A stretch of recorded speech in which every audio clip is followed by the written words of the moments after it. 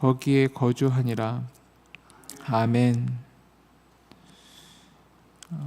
태양이 내리쬐는 세겜의 한 넓은 바위 위는 아직도 핏자국으로 선명합니다.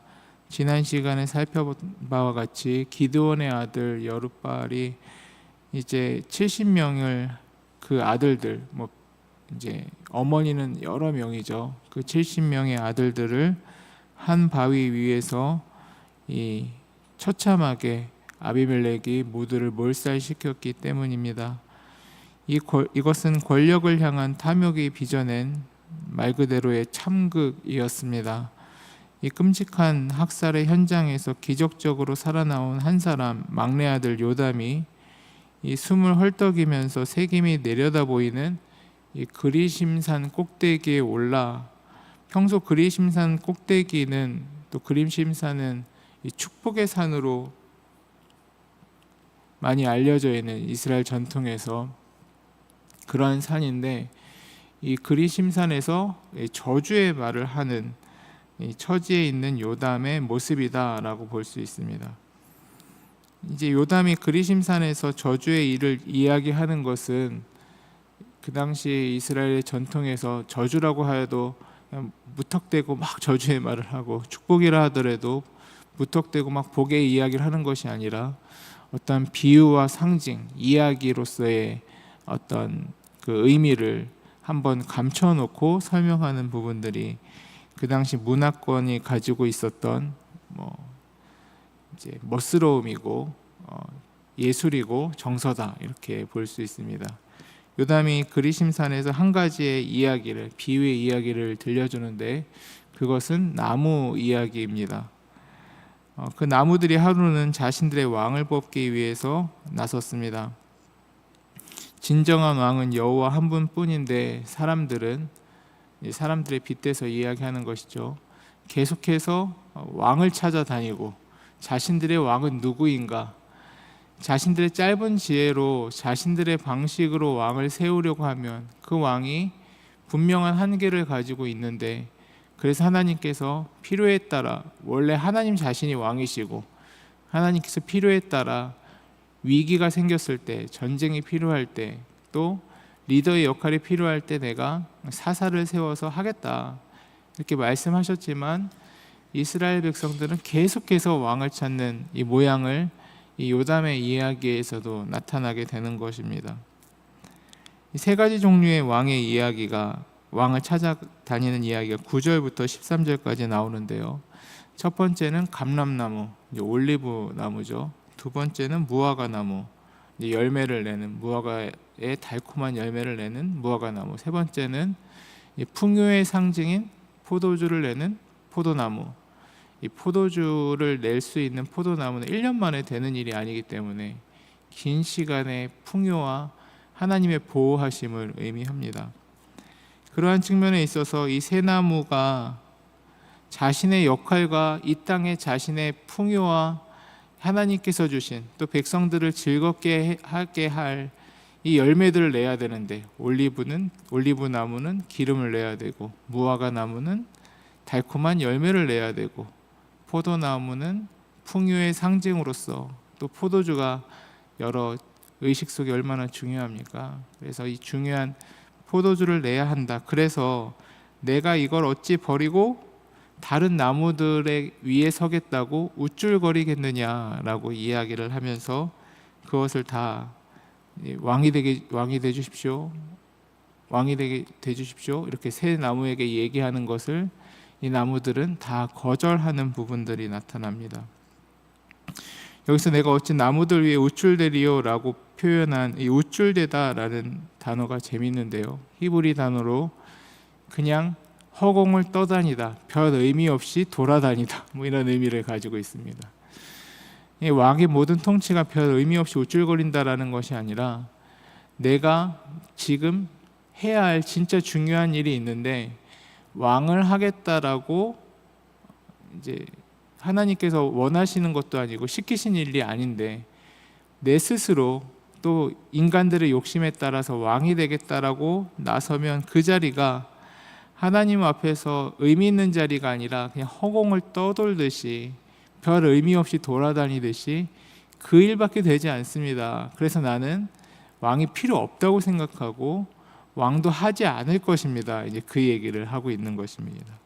이 사야의 나무는 지혜로운 나무였던 것이죠. 그리고 하나님께서 자신을 심겨 놓으신 자리가 무엇인지 이제 아는 존재들이었던 것입니다. 근데 마지막으로 누구에게 왕이 되달라고 이야기를 합니까? 이 가시나무에게 가서 왕이 되게 되주십시오 이렇게 이야기합니다. 그게 14절인데요. 이에 모든 나무가 가시나무에게 이르되 너는 와서 우리 위에 왕이 되라 하매 훌륭한 나무들이 거절하자 나무들은 어쩔 수 없이 가시나무를께 찾아가서 왕이 되달라고 합니다. 지금 왕을 꼭 뽑아야 되는 상황이 아닌데 굳이 자신의 욕심에 따라서 왕을 뽑겠다고, 이 정도 되면 하나님께서 이 왕을 세우기를 기뻐하지 않으시구나 생각하면 되는데 그게 아니라 가시나무에게까지 가서 왕이 되주십시오 이렇게 이야기를 한 것입니다. 가시나무는 중동 지방에서 아무 쓸데없는 이 장작으로도 쓰기 힘든 이 나무다라고 설명할 수 있는 것이죠. 15절에서 너희가 참으로 내게 기름을 부어 너희의 왕으로 삼겠거든, 가시나무가 하는 얘기입니다. 내 그늘에 피하라. 그리하지 아니하면 불이 가시나무에서 내려와서 레바논의 백향목을 사를 것이니라. 이 구절을 읽을 때 그 당시 문화권의 사람들은 피식 웃었을 겁니다. 왜냐하면 가시나무가 내 그늘 밑에서 이제 쉬어라, 이 내 그늘 밑이 얼마나 아늑하겠는가 이 얘기를 하고 있기 때문에 그렇죠. 가시나무 밑에는 쉴 수 있는 공간도 없고 되려 그곳에 쉬겠다고 들어가 봤자 이제 가시에 찔릴 뿐인 상황이 되는 것입니다.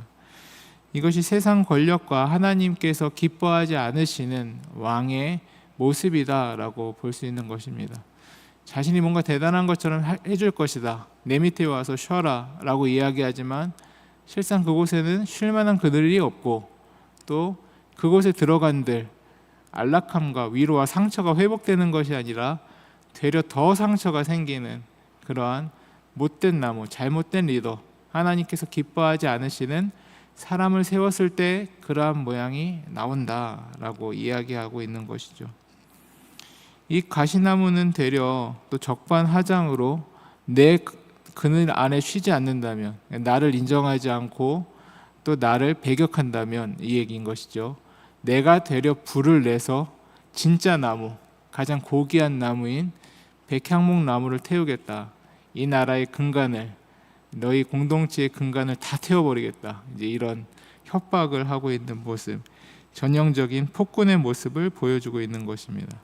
요담이 뭘 얘기하고 싶은 겁니까? 아비멜렉이 그런 왕이다. 니들의 욕심에 따라 세운 왕은 그러한 수준을 벗어날 수 없다라고 이야기하고 있는 것이죠. 그러한 측면에 있어서 이 이야기는 단순한 이야기로 끝나는 것이 아니라 또 과거의 이야기로만 끝나는 것이 아니라 오늘 우리의 내면을 비추는 거울과 같은 이야기다라고 볼 수 있는 것입니다. 우리는 본성상 참 왕이신, 이스라엘 백성들도 지금 하나님이 싫다, 하나님의 왕인 상태가 싫다 하면서 눈에 보이는 왕을 달라, 우리 욕심을 채워줄 왕을 달라 얘기를 하고 있는 거 아닙니까? 우리 역시 동일하다라는 것입니다. 하나님께서 우리의 왕이 되주신다, 예수님을 우리 인생의 왕의 자리에 둬야 된다, 성경은 계속해서 얘기하지만 우리는 예수님을 왕으로 모시기를 싫어한다, 본능적으로 그것을 계속적으로 거부하는 존재다라는 것을 이 이야기가 보여주고 있는 것입니다. 그래서 예수님을 왕으로 모시기 싫어하니 내 인생의 다른 존재를 끊임없이 왕으로 모시려고 합니다. 근데 그것이 왕이 된다면 그것이 우리에게 그늘을 마련해 줄 수 있는가, 참된 아름다운 통치를 해줄 수 있는가 라는 질문 앞에 그렇지 않다라고 성경은 이야기하고 있는 것이죠. 되려 예수님을 우리의 왕의 자리로 모셨을 때 예수님께서는 이 올리브 기름과 같이 아름다운 기름으로 우리의 상처를 낫게 하시고 우리의 삶을 풍요롭게 하시고 또 무화과 나무와 같은 달콤한 열매를 주시며 우리를 살찌게 하시고 포도주와 같은 아름다운 열매를 주시며 긴 시간의 평화와 안전과 번영을 허락하시는 분이 예수님이시다라는 사실을 알아야 하는 것입니다. 그런데 우리의 죄, 우리의 욕심은 내 스스로가 왕이 되려고 하고 내 스스로가 우상이 되려고 하기 때문에 그 결과 이제 과거 안 좋은 왕이 이야기한 것처럼 불살름을 당하게 될 것이고 가시에 찔려 되려 상처를 입게 될 것이다 라고 성경은 이야기하고 있는 것이죠.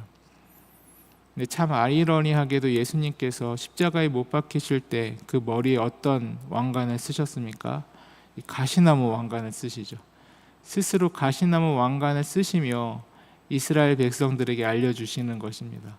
너희들은 가시나무를 왕으로 섬겨 스스로 상처와 고통과 피 흘림을 선택했지만 내가 가시나무를 안고 십자가에 올라감으로 이제 내가 너희의 상처를 스스로 상처내는 존재에서 스스로 가시나무를 껴안는 존재에서 이제 내가 회복의 존재로 이 가시나무의 저주를 끊는 존재로 내가 십자가 위에 선다라는 것을 보여주고 계신 것입니다.